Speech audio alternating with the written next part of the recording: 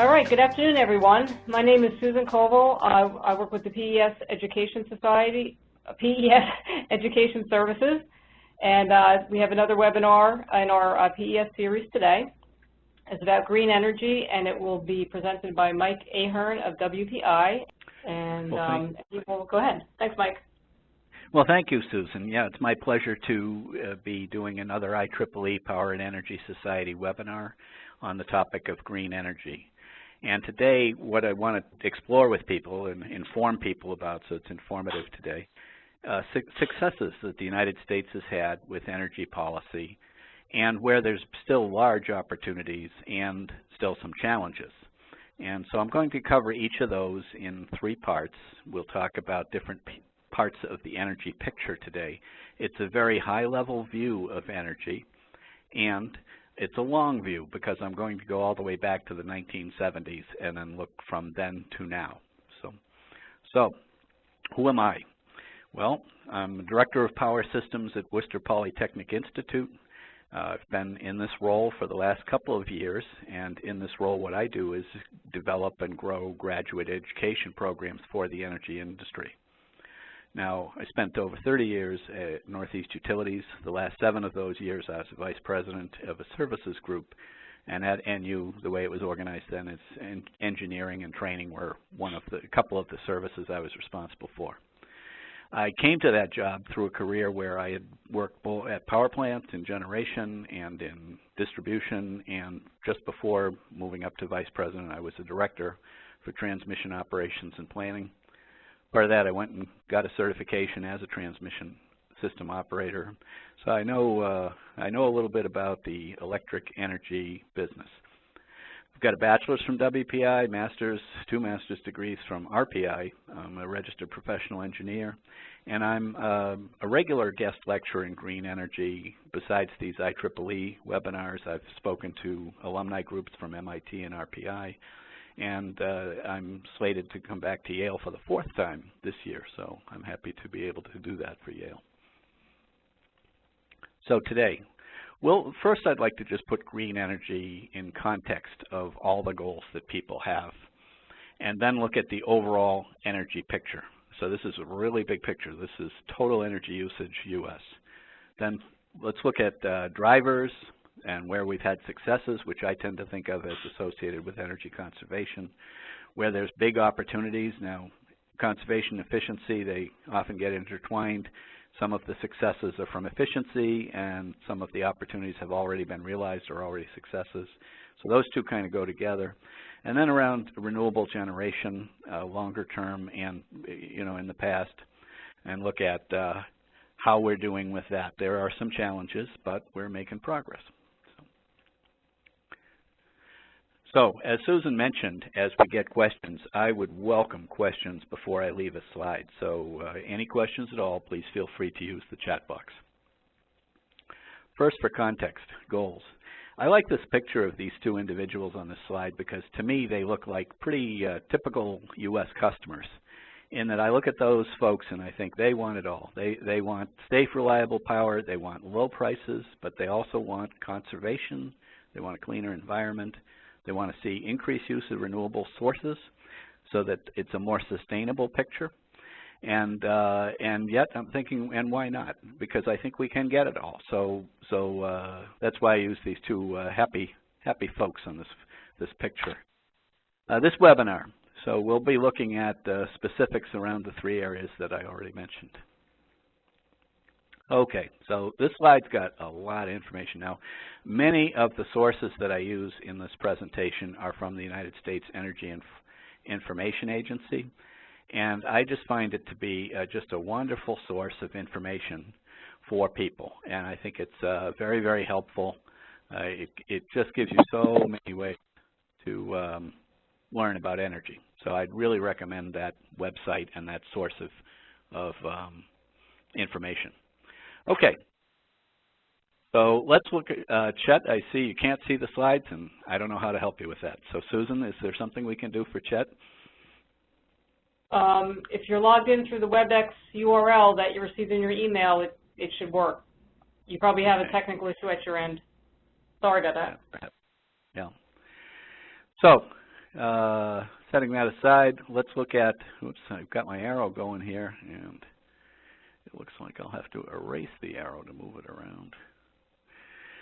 My thought was, first and foremost, let's look at the top of the left side of the energy consumption by source and sector picture. I want to spend a few minutes on this one. So at the top, you see petroleum, and here they're talking about really mostly oil. And you see that oil accounts for 36% of U.S. usage of energy, and then if you look to the immediate right here, right there, you see the percent of that oil goes 71% over here to transportation. So mostly oil gets turned into gasoline, and that's used to move things around the U.S. Oil also has industrial uses and goes down here and so on.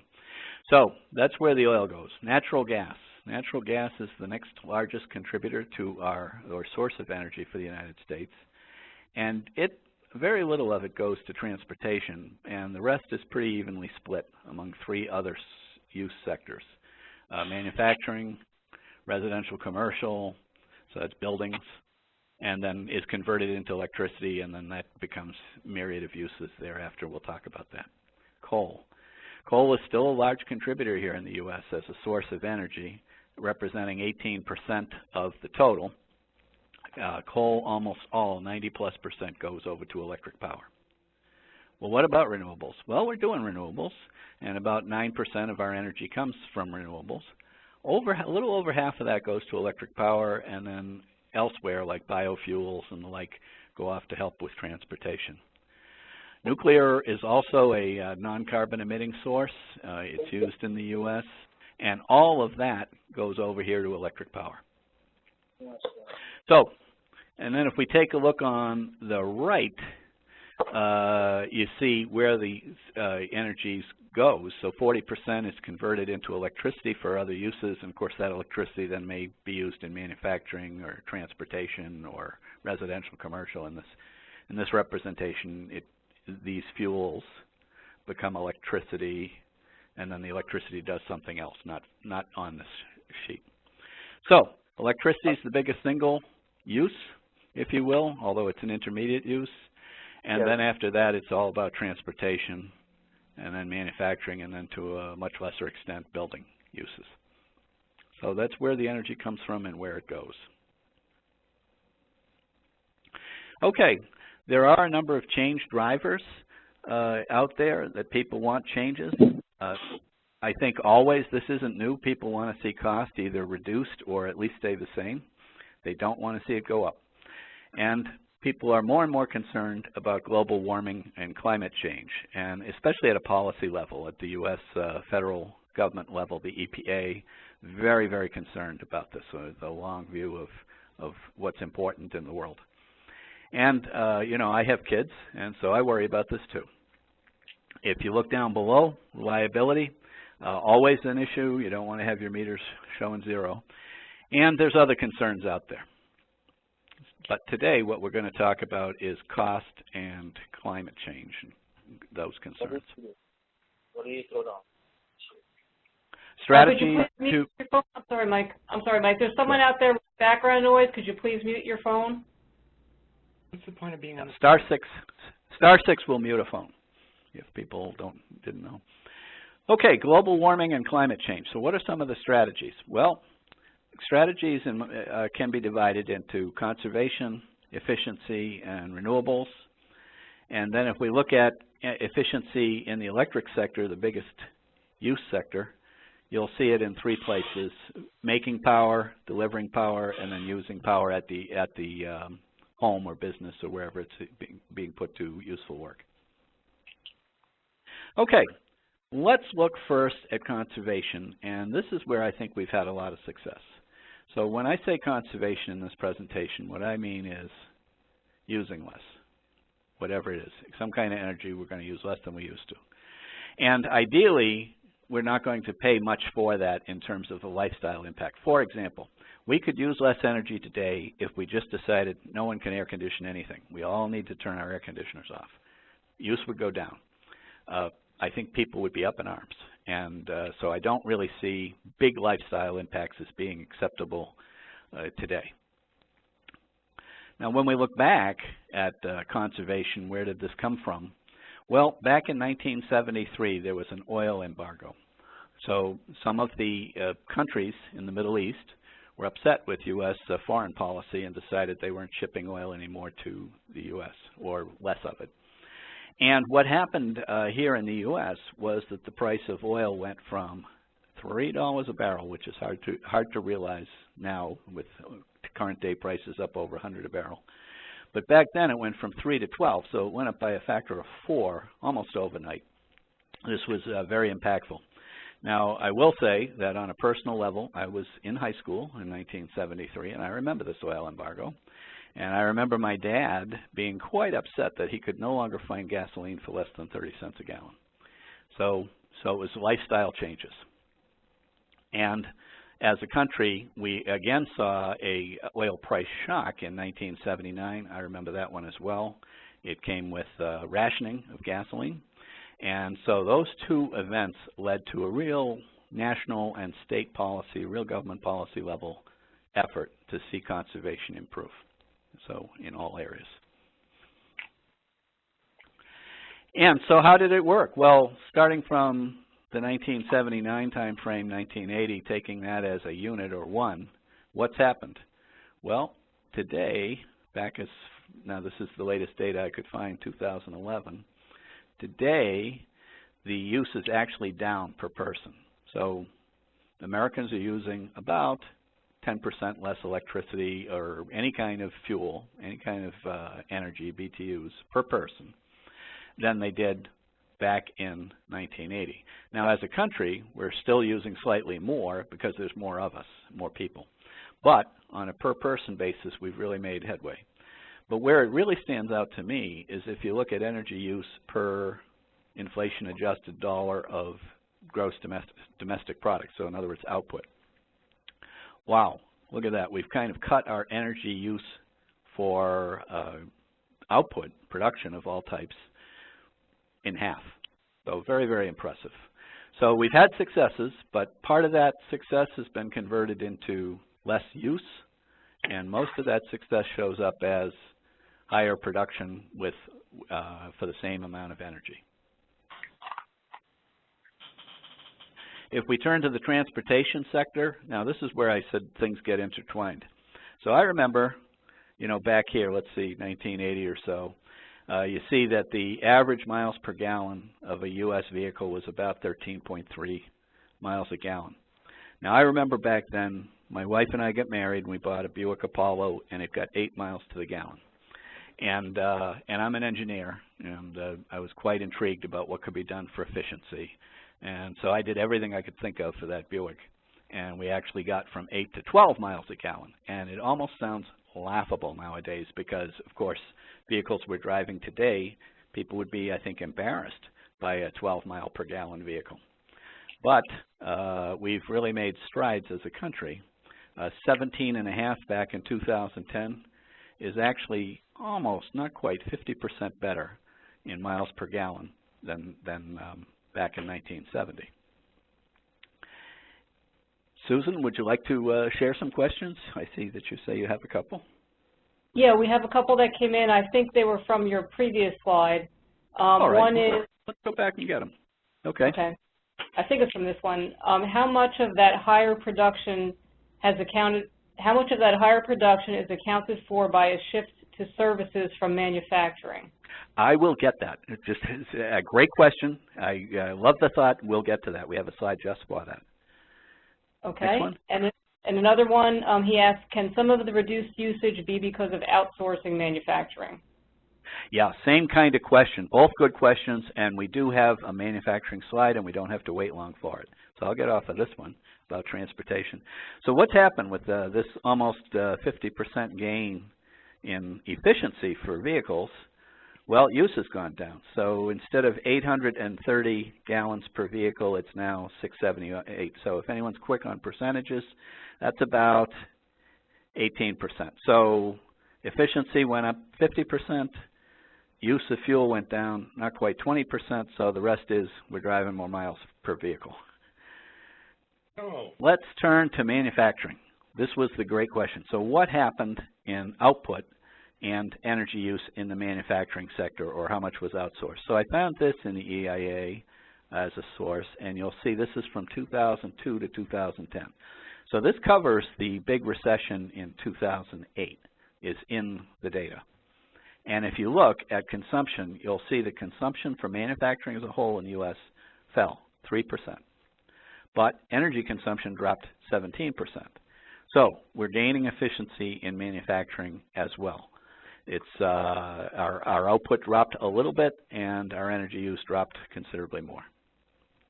I hope that answers the questions. I'll move on to the residential sector. So if you remember from early on, this is actually, the residential sector represents about 10 quadrillion BTUs a year out of a total U.S. use of just under 100. So this is the smaller of the sectors. And how's that been going over the years? Well, back in 1993, it was 10, and in 2009, it was 10. So pretty good, pretty much level.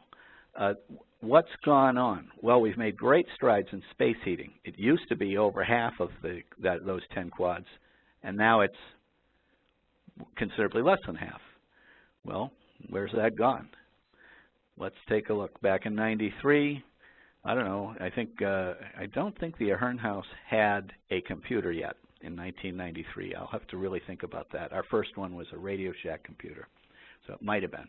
But right around then, people were starting to buy computers and larger TVs and the like. And if you look, boom, appliances, electronics have really taken off. Kid, your thing is your mobile. Could you please mute yourself, whoever just talked, please? And we'd welcome any questions into the chat box where people could all see them too. So we've made, I think, real strides in the residential area. If you look, U.S. homes reduced their use by 21% in the longer view from 1980 to 2009. Actual use has gone down considerably, 20%. Okay. So this is why I feel like the energy conservation space is an area where the United States has really had some success. We've been able to lower our use in transportation, in manufacturing, and in the residential area. In all cases, double-digit reductions, the biggest one being 20+%. And negative lifestyle impacts, not really. Like I say, I remember 73, and my poor dad would have been upset to see the price of gasoline today. But lifestyles are actually considerably nicer in my eyes. There's much more air conditioning than there was back then. People apparently are driving more miles. And there's more economic output per unit. Okay, let's move on. So part two, let's talk about electric energy efficiency. And I say electricity, that's the biggest use. You'll recall that those primary fuels, 40% of them are converted into electricity. And I think electricity efficiency is a wonderful opportunity area. And I just saw, now I wrote these slides a while ago, I think, Susan, over about a month ago or so. And I just saw a news article with EPA Administrator Gina McCarthy was quoted saying, "The biggest bang for the buck is efficiency. It's getting waste out of the system from power plant to the plugs." That's what we're going to look at here. And I agree with her completely. So it's a real win-win-win. If you can improve efficiency, why then we don't have to talk about lifestyle changes as much. You can just lower your cost because you're going to use less fuel, lower your environmental impact, and you even help the U.S. with imports. You can import less energy if total energy use goes down. So you get all kinds of wins, and that doesn't come with a lifestyle change. If people know about areas to improve efficiency, it's an easy sell because folks will do things differently if it will save them money. And in this area, cost and environmental benefits and global warming, they all work together. So this is a very happy space. If we look ahead, where are the opportunities? Well, I like to walk people through an example of end-to-end electric efficiency and just look at opportunities. And so over here, I show a 60-watt incandescent bulb. These are still popular. We're moving more and more to fluorescence, but they're still very, very useful. And in the Ahern house today, my wife and I have a compromise where she gets incandescent bulbs where she wants that kind of light. I get to put compact fluorescence everywhere else. So like the rest of the country, we're moving toward less use. So how about use? Well, that 60-watt bulb actually only converts 7 watts of the incoming energy into visible light. And the rest turns out as heat. So people know that these bulbs run very hot. If you try to handle them when they're lit, you can burn yourself kind of. So folks generally don't do that. So that's the 60-watt bulb, getting them 7 watts of light.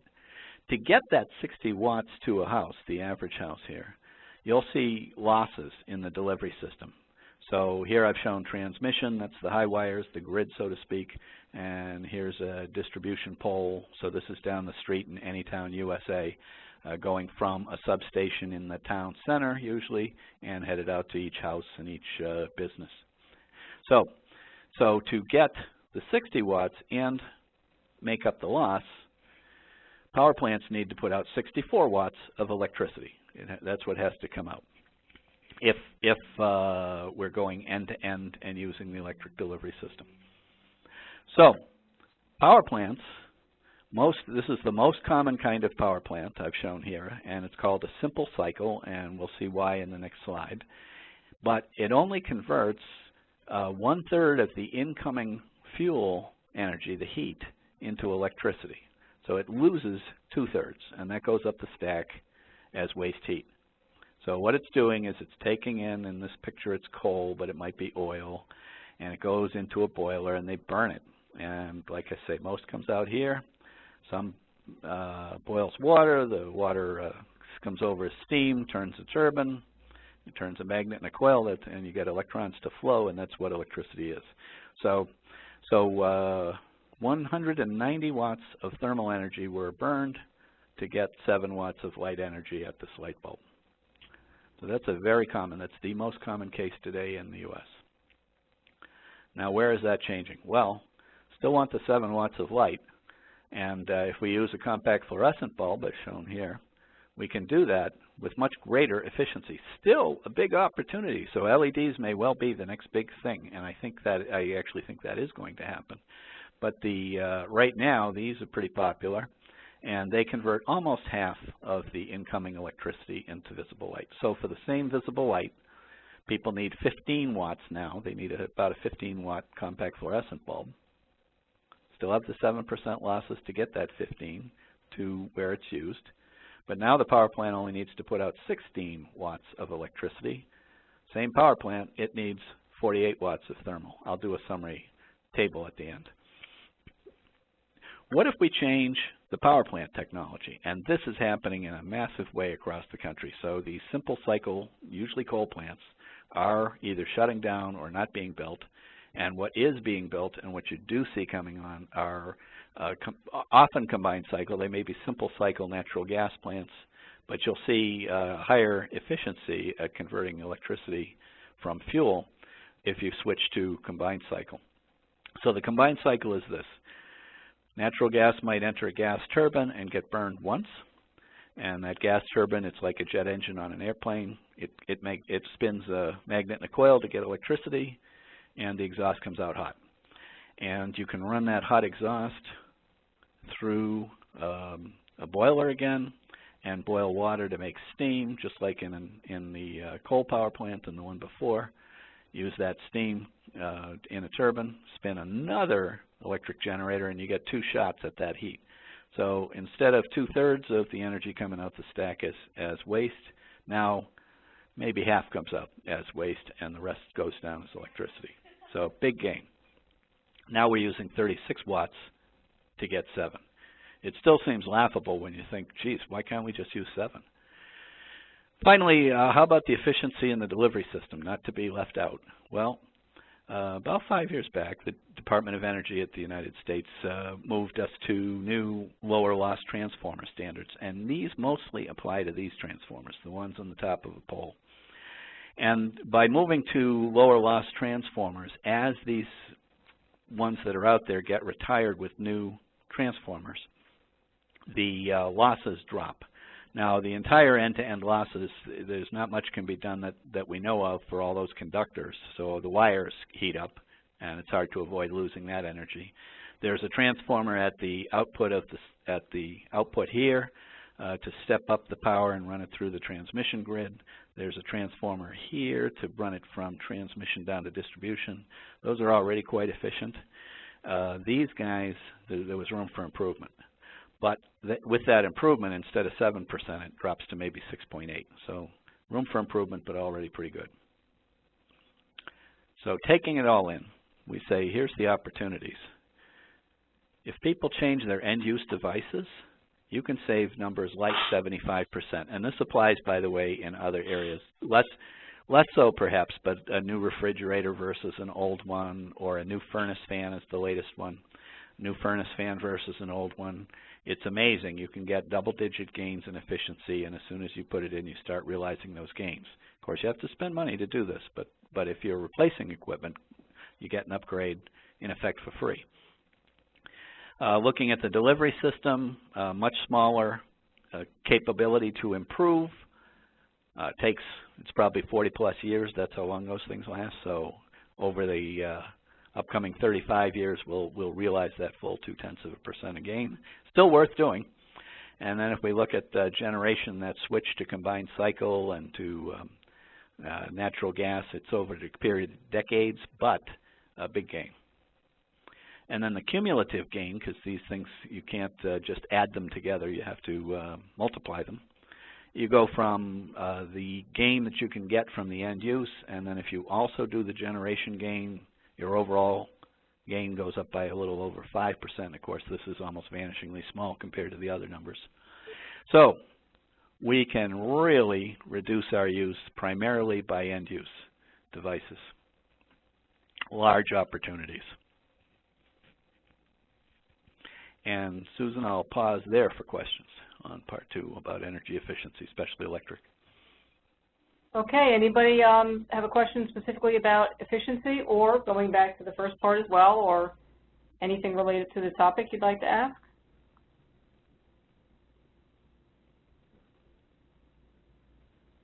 I don't see any in the chat box at the moment, but feel free to. Okay. Oh, here's one. What is your opinion on HVDC? Did I hear HVDC, Susan? Yes. Mm-hmm. Yeah. So HVDC is high voltage direct current, and it's a competing technology with high voltage alternating current. And I think the overall grid, you look at each transmission element as you put it in, and you say, what's the best thing I should do? I was going to go back to a picture of transmission. Here's transmission. So the concept is, if I'm moving power over perhaps large distances, like I'm thinking here in New England, we have a nice 1,400 megawatt. That's a lot, by the way. That's bigger than the largest power plant in New England. We have a feed in New England from Canada that's 1,400 megawatts. That's high voltage DC. So depending on the situation, you look at what are the losses. And when you're going very large distances, like that one is, that one goes about the same distance as from New England to Florida, but it's going up to Hudson Bay in Canada. And that's where the hydro plant that feeds it is. So you look at these large distances, high voltage DC can be the winning least cost alternative. Okay. It also shows up when you're doing submarine cables, or you're connecting one grid that operates at one frequency, or one grid that's interconnected alternating current to another. They may not be in phase, and by switching to direct current and then switching back to alternating current, you can run power from one area to another. So in the U.S., we have an eastern interconnection, a western interconnection. There's Texas operates somewhat independently of either of those, and the province of Quebec in North America also operates through DC links. And so these areas each operate as a kind of a separate interconnected grid, but you can connect the grids together with DC as well. So DC prices are dropping. They're becoming more and more cost effective, and we're seeing more of them also in Europe, and there's a lot more proposed for Europe. So that's what I think of HVDC. Okay, another question. What about lowering the voltage on the distribution lines? Yeah, so people do that. It's called conservation voltage reduction. You'll even hear an acronym, CVR, conservation voltage reduction. And the concept here is that people won't really notice if I deliver on the low side. So instead of delivering at, say, 120, nominal 120 volts, maybe actually 110. So I'll maybe deliver a little bit, 10% less. The meters will work correctly, and people won't pay for that, but they'll get less light. Maybe not on this slide. I should show it more on the incandescent one, because the one with the ballast may actually correct for it. But if you look at this bulb, so they'll get just a little bit less outcome, and that's a conservation move because they are going to actually get a change. They won't have quite as much light, but they probably get plenty of light, and they're probably okay. And so so that's done. Another thing that's done is out on the distribution system, people are moving more and more toward capacitor banks that have more sophisticated controls. So there's ways to get the distribution system to run low in the allowable band and not really disrupt people's lives at all, and yet use electricity. And those ways are pursued and often done. I know here in New England from my transmission days here, if we really needed, if there was a shortage or we're worried about capacity deficiency, we would actually go ahead and just lower the voltage just about everywhere. And that would be good for maybe 1.5% reduction in total use at that time. You'd see 5% less voltage, and you'd see 1.5% less power going out, because some devices will actually change how they run. And they'll, like your air conditioner, it'll just run more often. It'll still use the same amount of power even though it's being fed at a lower voltage. So I don't know if that was too complex an answer. No, I think that was good. Okay. Another question. I just replaced furnace and central air and saw a very large utility rebate. Is this because of the end-use efficiency gains and energy use leverage? So why did you get a rebate for that? You know, I'd have to say I don't know. That would have to do with the state's policy. And my guess is that you're retiring a really old furnace. And if you're retiring a really old device and moving to a new device, many states will have energy efficiency programs that will offset the cost of that. And you'll use less total. The societal benefit of that is that fewer total power plants are needed. And there's an environmental societal benefit. So my guess is that it has to do with that, with the idea of retiring a really old piece of equipment. We used to have programs where I worked where we would give people a $25 coupon toward a new refrigerator, and that would seem weird to me because we're the electric company and we're giving you a coupon for refrigerators. But it was an energy efficiency program done on behalf of the state, and so in that state, it was considered a really smart move to get people to retire their old refrigerator and buy a new one because the efficiency gains were substantial. So it was an incentive. Okay. Beyond that, I'd kind of be guessing. It has to do with the state. Each state has variations. Go ahead, Susan. Oh, sorry, Mike. Here's another state question. Can states use energy efficiency strategies to meet their RPS requirements? No. So states do two things. They have efficiency programs and they have renewable portfolio standards, which is RPS. And we'll get into that in the next section, shall we? Are there any other questions? Yeah, one more. What percentage of total use in the United States is from lighting? Okay, so lighting is a large but declining fraction. So it's a success story back here. Let's see, I don't think I have the lighting. Yeah, so if you look on this slide, you see that back here it was 24% of residential use included lighting. And here it's 35%.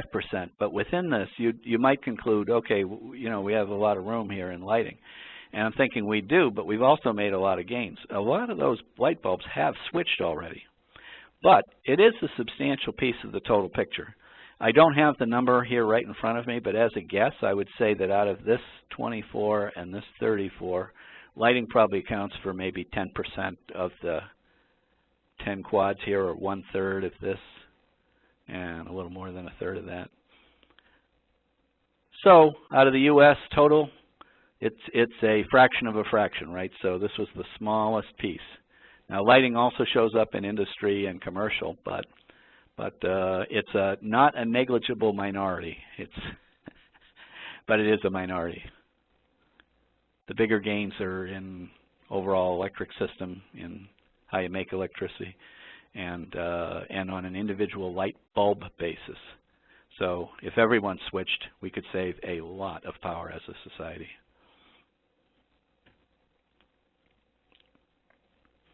Any other, Susan? No. Okay, let's move on, and this will pick up about renewables. Okay, so renewables have some challenges in my view. Some great successes without a doubt, and I think many even bigger successes are in our future. I think that's good for our society and for the world. Right now, some challenges. So people want the renewable energy, but they also want low cost. And so where does this come together? Well, if we're proposing that people should use more, say, wind or solar power, and right now those are perhaps more expensive than the older style, that coal plant that a power company already owns or somebody already owns and is already making electricity, rather than is actually still cheaper than buying a new solar cell for your house, why then you would say, well, yeah, I'd like to have more renewable energy, but do I want to use my dollars to do that? And so states will put in energy efficiency programs. They'll require renewables to be used, and that sort of thing. So states may have programs to give you financial incentives to move in that direction, to go ahead and maybe buy that solar system for your house. But the state legislators who pass this sort of thing, and the regulators who enforce them, they get caught, because if it's not the cheapest thing to do, then prices go up, and we have an example in here. Okay, first, before we get into that one on the electricity front, let's talk about transportation. So transportation, the strategy was, let's get to renewable use by going to plant-based fuel, ethanol. And in the U.S., this comes from corn.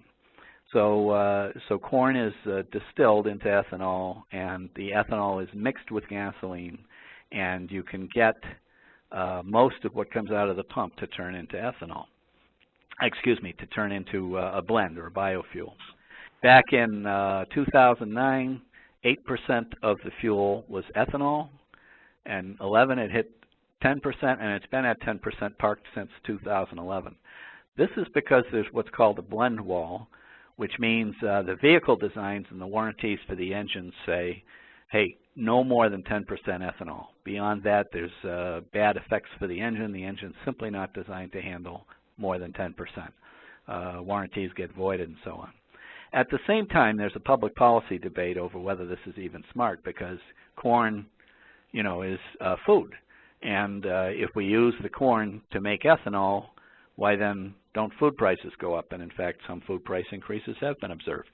And so you say, this, you know, long term this is not smart. Now, the people who started down this road, our leadership, they foresaw that this was a transition, and where the real end game here is this so-called cellulosic ethanol. Again, plant-based ethanol, but here the idea is use a source of cellulose other than a food crop, not corn. And what's used often is people will look at sawgrass or some kind of grass that generally people don't eat and livestock don't eat. And if we could convert that to ethanol, why then this would be a really good outcome. So far, you can do it in the lab, but not cost effectively, and so research is ongoing. So we're kind of parked at 10% right now. But the transportation sector is 10% renewable now via the use of ethanol. Moving to electric power, this slide is intended to show that many states, in fact, overall it's 29 states, and Washington, D.C., and 2 territories, have different state standards for renewable power. So these are mandates. So they tell their power provider, their power company, you must get, and we'll pick a state here. Let's pick Ohio. Here's Ohio. So this was the renewable portfolio standard for Ohio up until 2 weeks ago. And in Ohio they said, you know, by 2024, we want 12.5% of our power to come from renewable sources. Now this is big because Ohio's got some nuclear plants, but it is mostly a coal power plant place. And so moving to 12.5 is a jump up for Ohio. So that's the legislative mandate that did exist when the slide was made. And we'll talk a little bit more about that. Let me look down below here. Some states will have this solar. So they'll say some has to be customer sited and minimum solar. Some will count solar water heating as an eligible renewable, which is very sensible in my mind. They'll have maybe a goal, or maybe they have a standard, so this is a requirement versus something to strive for. Let's see over here, Connecticut, this is where I worked most of my career, 27% by 2020. Interestingly to me in Connecticut, they would count as a type of renewable, they would count natural gas fueled fuel cells, which as an engineer seemed odd to me since it was natural gas going in, and I don't normally think of that as renewable.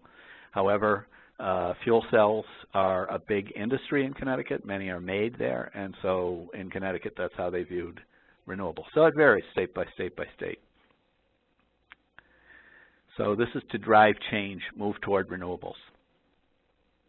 But when you look at cost, and now we're balancing, when we look at cost, there's a study that says, okay, the states that have renewable portfolio standards, what's their price of electricity compared to states that don't?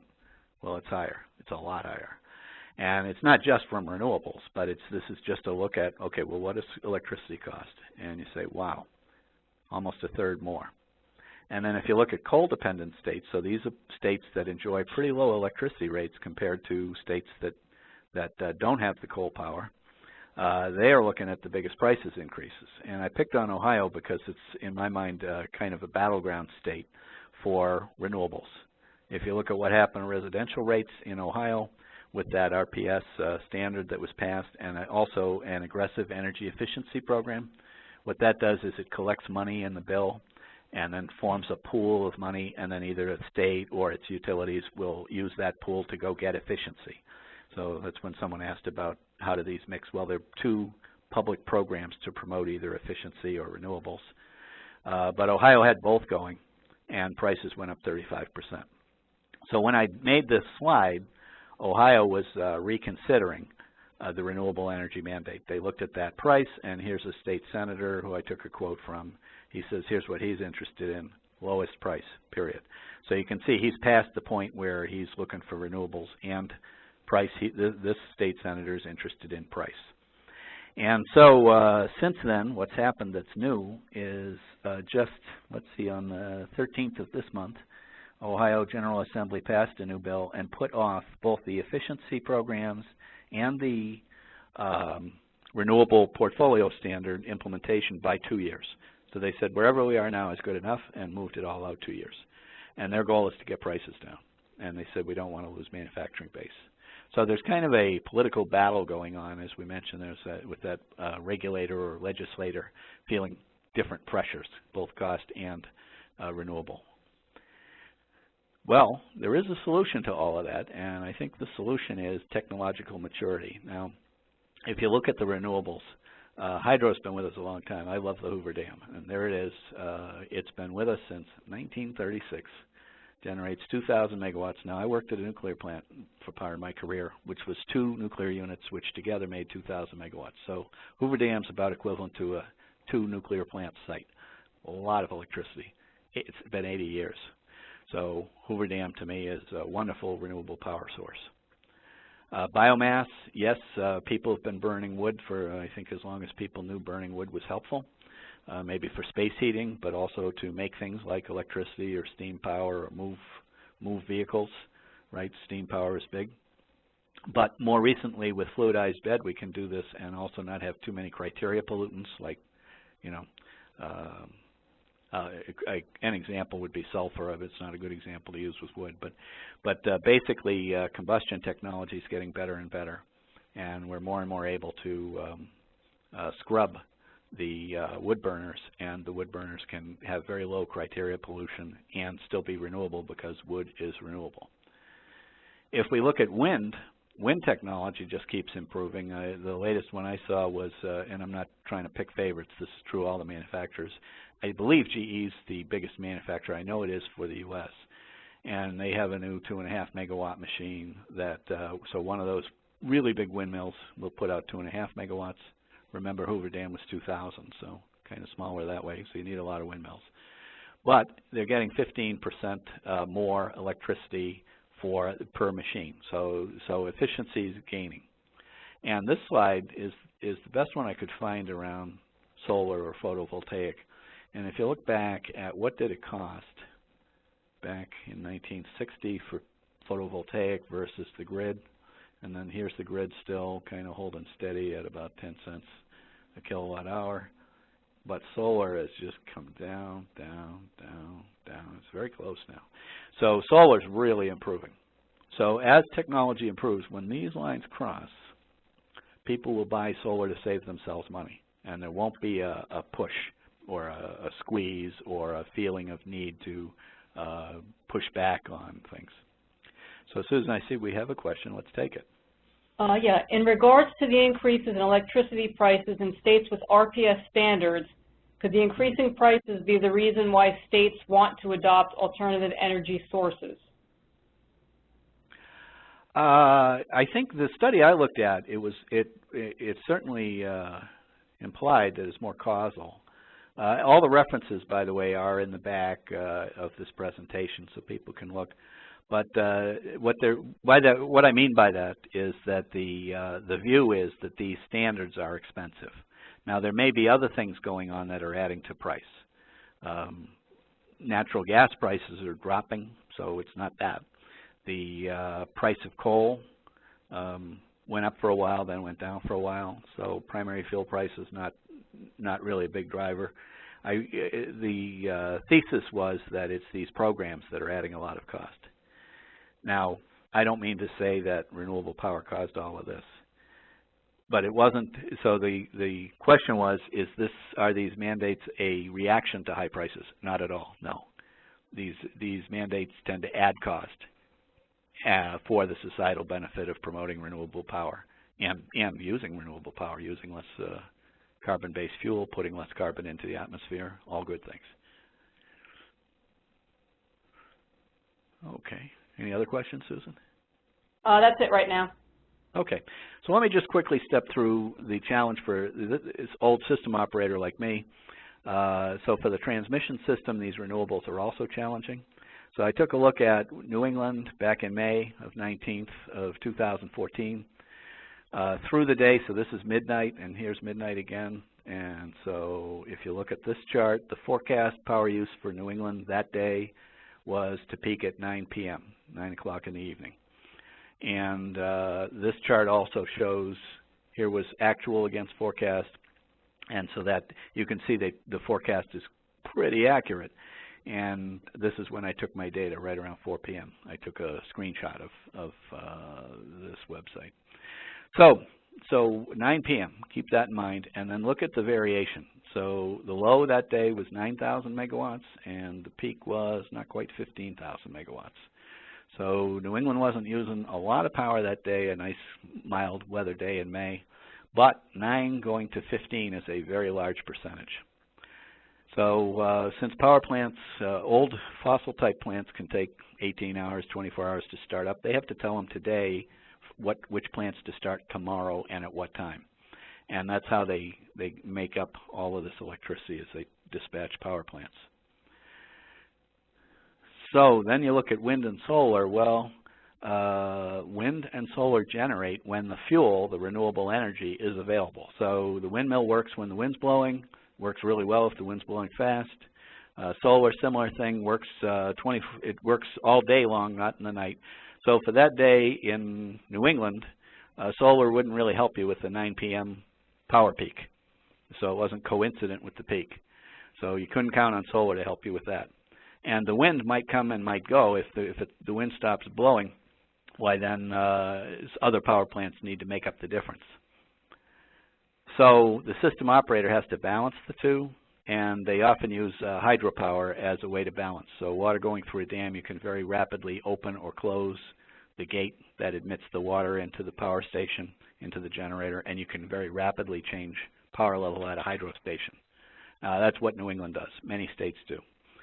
If you look at states with 10% wind generation plus, at a grid level, this starts to become an issue now.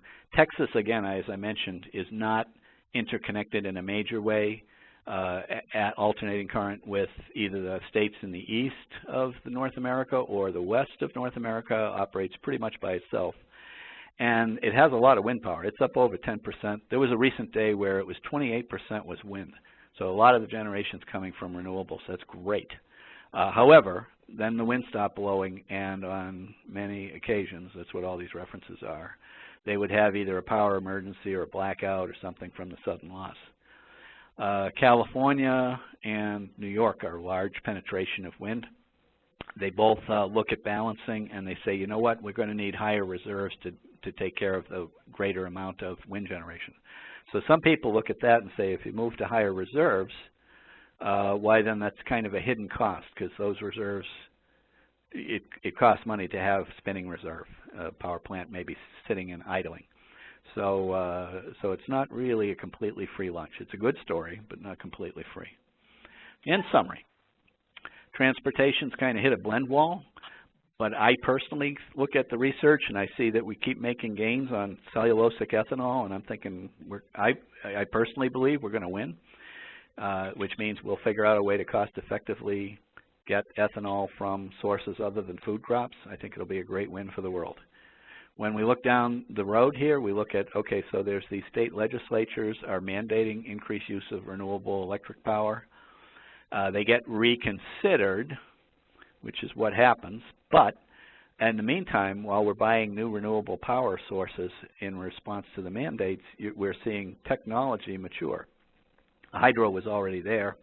Biomass really is pretty far along already, but it keeps getting better.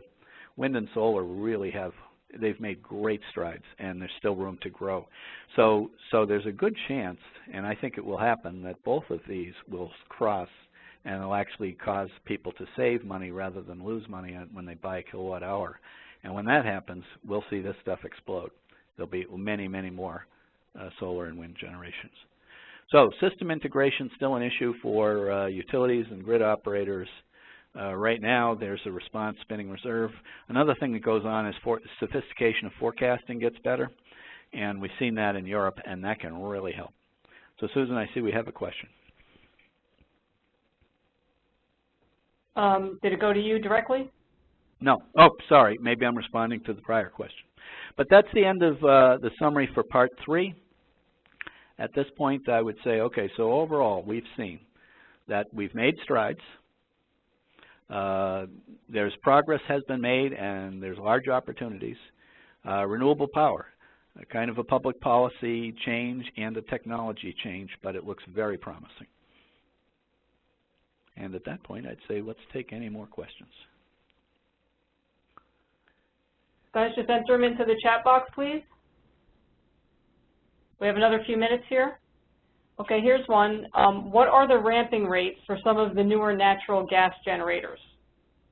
Right, so ramping rates for natural gas generators vary widely.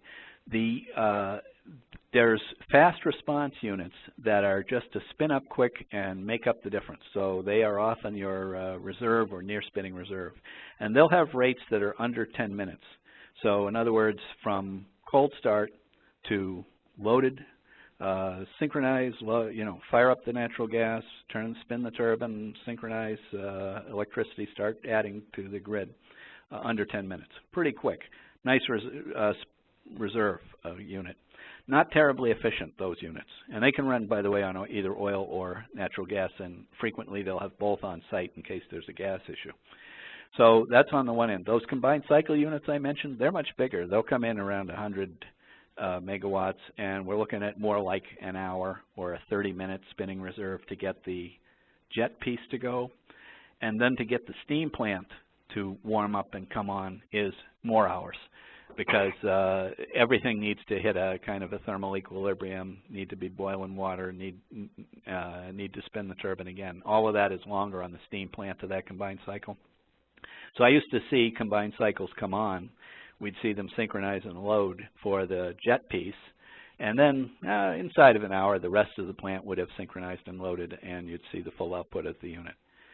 A typical setup that we'd see where I worked was 2 jets with 1 steam plant, so they would share a chimney, and so you get 2/3 of the power output roughly right away, within half hour or so, and then you get the other third within a few hours later. So much faster than fossil plants, way faster than nuke plants, which is measured in days. Not as fast as wind, can change up or down, or hydro. Okay. So that's why hydro is a great balancer. Okay, hydro some more responds with fractions of seconds. Go ahead, yeah. Oh, sorry, Mike. How does the utility make up for wind intermittency in areas where ponded hydro is not available? Yeah, so that is a challenge with wind. So how do utilities make it up? If you have spinning reserve, so if you have a power plant that's actually operating and contributing to the grid, so let's say it's an old fossil coal plant and it's burning coal right now and it's generating maybe 70% of what its peak output is.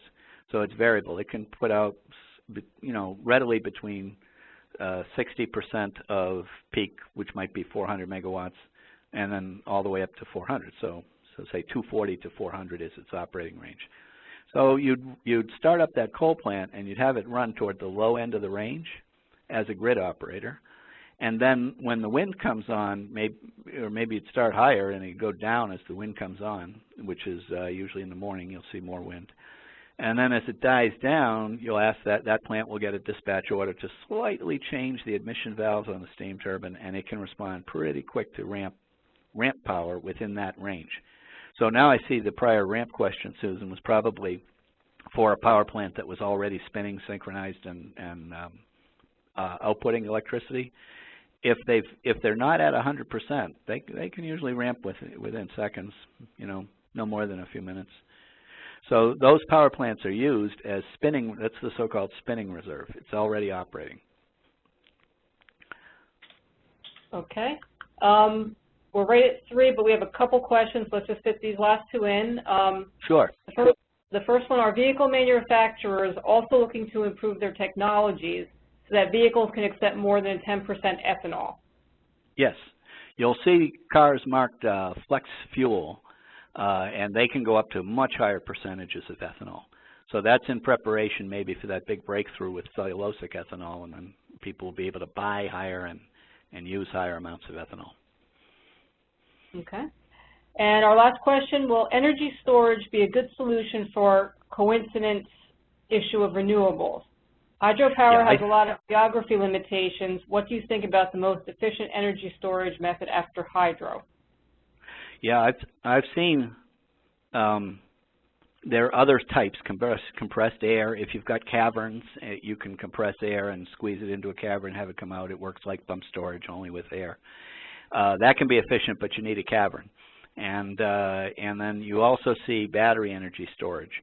Now, battery energy storage, there's been research on that, and I've seen research papers actually out of my own school here. WPI will issue research papers on battery energy storage.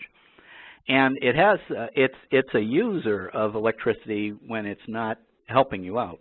Where rather than going so much with solar, the battery will also often go with the wind and act as a counterbalance for the intermittency of wind.